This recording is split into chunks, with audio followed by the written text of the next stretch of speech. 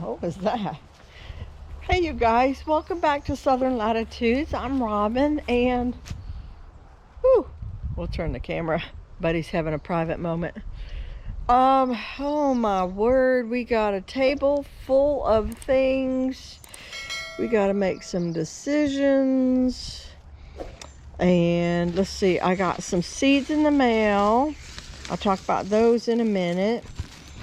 And my good friend Teresa has a bunch of these impatiens that have started blooming and everything outside of her fence, her garden area, and they can't even mow. So she's like, come pick some up. And I took her some tomatoes and she gave me impatiens in return. So let's get the hori and yeah. If you don't know what a hori is, it's one of these and they're fantastic. I think we're going to put the majority of the impatiens in the impatiens garden. I did cheat and buy some of these corals and then the violas. But down here I did grow these pinks and whites. The ones from last year, I don't know if they made it or not. It's hard to tell. I got more coming up in here. I also have ginger. I've got the 4 o'clocks coming in. This is a fig. This is a angel trumpet. That's acha acha, vinca, periwinkle, and then this is chaya, but this one's really been falling over. And this is cyclamen. So, Buddy, this has become Buddy's new favorite place to dig. When he's hot, go on.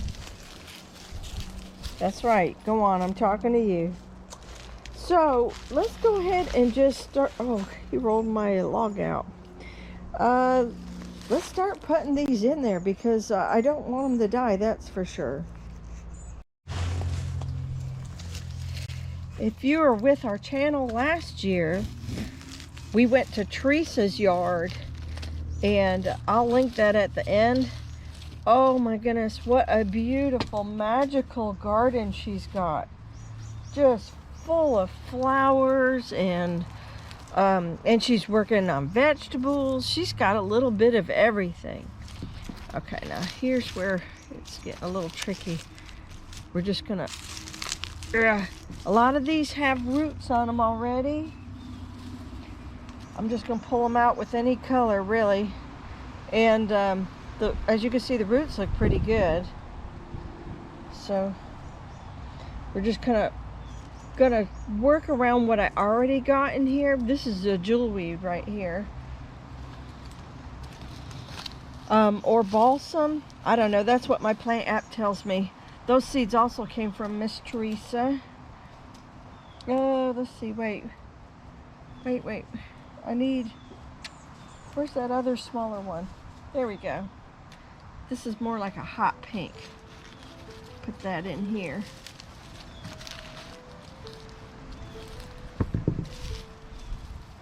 Oops. Let's see if we can keep that propped up. I think we're gonna pack them in tight.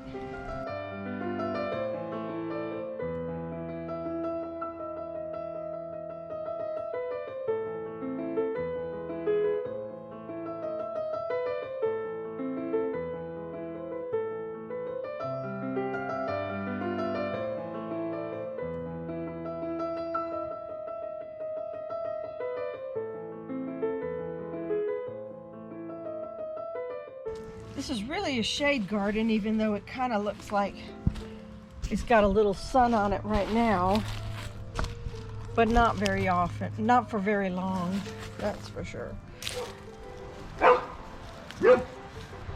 Oh, we might be having company. That might be what that is, because I believe we have my son and his friend are coming over, I believe, to help me move a starfruit tree. That's another project I need to do today. Uh-oh. Alrighty, well, we got plenty of colors in here now. Now those corals have been here, and some of these pinks down here too. But it's nice, we added this hot pink in here, That looks great. We added all these little bits of pink. And that's more, I don't know, I'm running out of pink descriptions. More pinks there. And then over here, I added some, about 4 different colors, if not 5 different colors right here in this corner. This will stay very shady over here in the banana pit area. And then as I was working, I just realized, look at that. We have another grand name banana rack coming out. How cool is that? Oh, we got a lot of racks coming this spring. So I just had one pop out at the dwarf Cavendishes also. So, and then this is number 2 that have just popped out this month. This one over here popped out in January. And the one behind it, if you're new to the channel, this one's almost done on this side of the yard, of the banana pit. Oh no, we had a little change of plans. So my son woke up sick, and so he can't help me put the tree in the ground today. He said give him today to rest and then he'll come tomorrow. I get it. So Buddy was actually barking at somebody walking their dog, not anything in particular, not them. So anyhow, my grow table needs some help and love. Oh my goodness, you guys are covered in pollen. Can you see a little better now? No, you're not looking through the pollen. So I got new seeds, and I know, surprise, surprise. But let's bring all this down, and I will show you what we're gonna be planting. And I know it seems okay, a lot of people will say, and you're probably right, it's late in the game, but these are peppers and they love heat, so they'll probably be okay. So I was on this, well, I googled by variety, and I usually grow Alma paprika peppers, but this year I wanted to try Hungarian paprika peppers.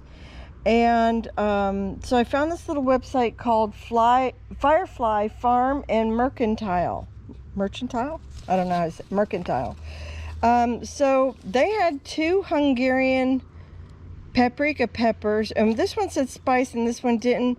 I really don't know that there's any difference between the 2 other than this came out of Renee's garden and this is Southern Exposure Seed Exchange, and these were organic seeds. But this says Hungarian Magyar, and this, I don't think it gives a scientific name, does it? No, I don't see scientific name. Oh, there's a sticker on top of a sticker. Oh, that's cool. All sorts of growing directions on that. So this one says Capsium and annuum.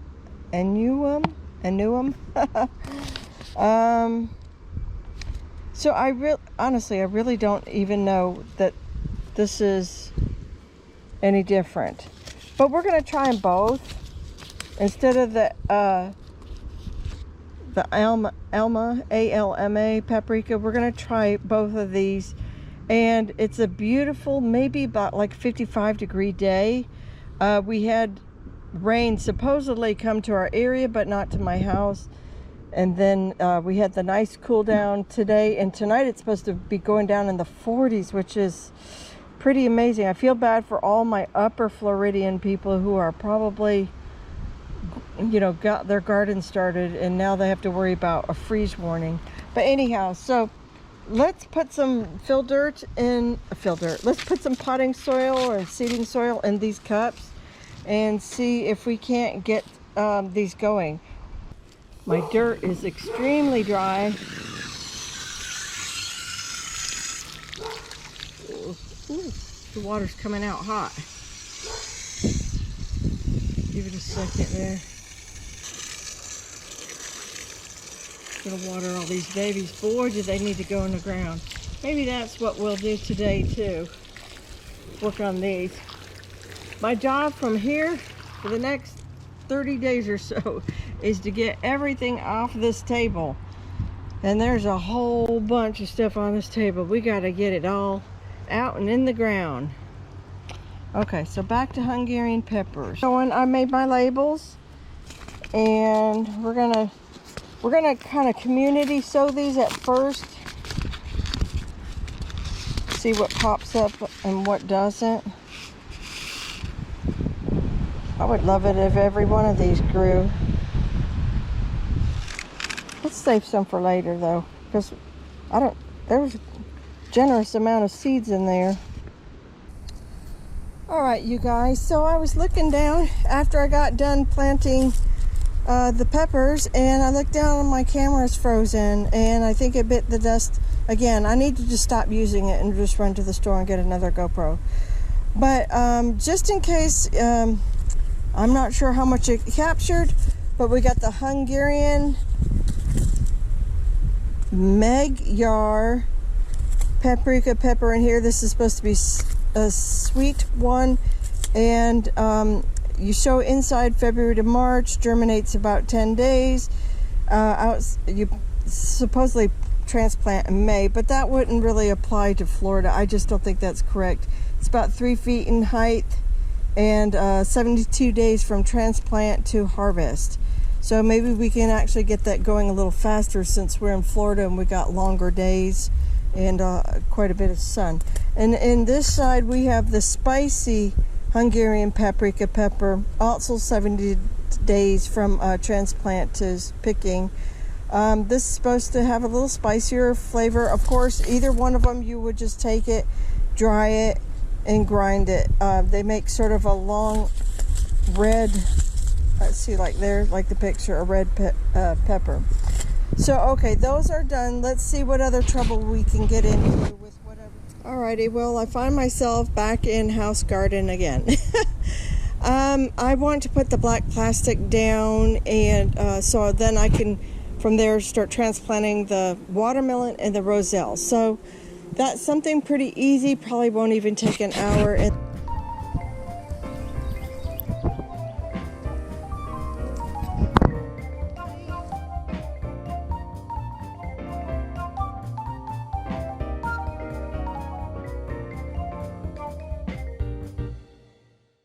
So here we are. This old antiquated Hero 5 was complicated and I didn't time lapse it right. So anyhow, I just turned it off, did the work. It was taking me time. It's like a puzzle piece sometimes when you use old black ground cover, and I really, just needed to mentally figure out what fit where, how I was going to do this and all. And so I have this beautiful section right here, and I think this garden goes at least a good 22 feet, if not more. I'd have to look that up. It's on my phone. So, and I have 3 drip lines right here, one here, and then one that's with I got carrots, bunching onions, and eggplant here. So what I'm going to do is, I believe the sorrel, the Roselle, will take the longest, probably harvest it October, November, something like that. So I'm going to put it in the back section. I'm going to block these instead of putting them in rows. I don't want to do that. So I'm going to block the 10 Roselle over here, and then I'm going to let the sugar baby be somewhere in here. And in case anybody is wondering why I go ahead and cover this garden, it's because this is my nut sedge garden. Years ago and still now, I still deal with weeds here the most. My goal is to take the summer off, and so when I come off of summer into fall gardening, it's August, September. It's brutally hot here in Florida. Sometimes we deal with hurricanes, and the weeds can get out of control. So this garden goes back to being covered every summer. And since really we're putting summer things in here, not spring things, at least in this section, I am going to cover it as if it's going to be on here for a good 6 months, and it will. And that'll save me a lot of back-breaking time come fall. The soil still look beautiful underneath, and I'll be ready to go for fall planting, and hopefully this eyesore will be out of here. I've got to make some little holes. None of this ground fabric has holes in it. Even though it's been used before, it was used between rows. So now I'm going to place my holes. I'll come back to you with the camera when I'm done.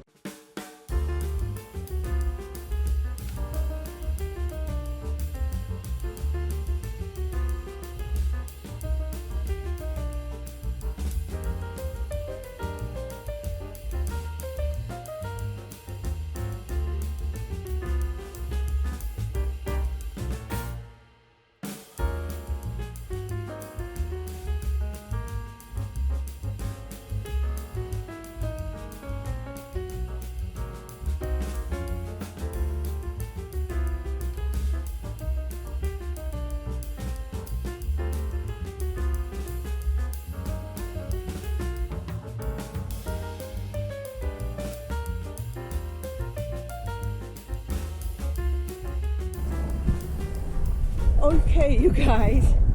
Well, it took me a little bit longer than I expected, mostly just because of the black plastic. But I did not cut holes in this. I cut little crosses, like hashtags, not hashtags, but just crosses, I guess.